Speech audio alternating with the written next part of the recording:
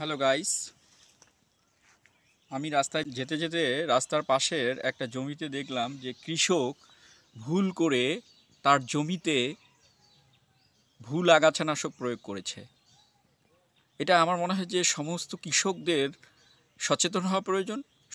এই জন্য ভিডিওটা আমি তৈরি করছি, আপনাদেরকে একটু দেখাই যে এটা কী কারণে হলো, কিভাবে হলো। একটু দেখেন প্রথমে। এই যে দেখেন জমিটা, আপনারা দেখতে পাচ্ছেন ধানের জমির যে প্রত্যেকটা আগাছানাশকের মোড়কে লেখা থাকে, বোতলের গায়ে লেখা থাকে বা মোড়কে লেখা থাকে যে আগাছানাশক।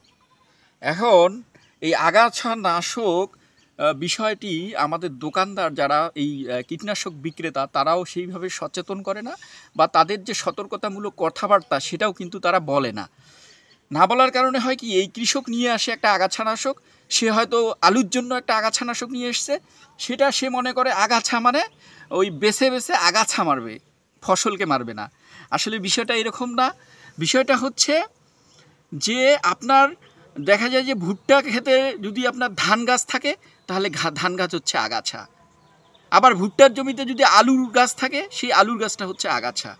আবার পক্ষান্তরে আবার আলুর জায়গাতে যদি আলুর জমিতে ভুট্টা গাছ লাগে সেটা হচ্ছে আপনার আগাছা। তার মানে হচ্ছে আমাদের এটা খুব সতর্ক থাকতে হবে যে আগাছা নাশক মানে হচ্ছে নির্দিষ্ট ফসলের জন্য নির্দিষ্ট আগাছা নাশক আমাকে প্রয়োগ করতে হবে।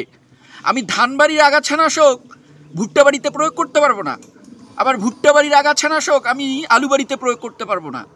আবার লেখা আছে সকল প্রকার আগাছা নাশক, এরকম লেখা আছে। প্যারাকোয়াট গ্রুপে দেখবেন যে সকল প্রকার আগাছানাশক, সকল প্রকার আগাছার জন্য এইটা আগাছানাশক, এই কথাটা লেখা থাকে। এখন কৃষক ভুল করে, কৃষক বোঝে না প্যারাকোয়াট গ্রুপটা হচ্ছে যে বনের জন্য।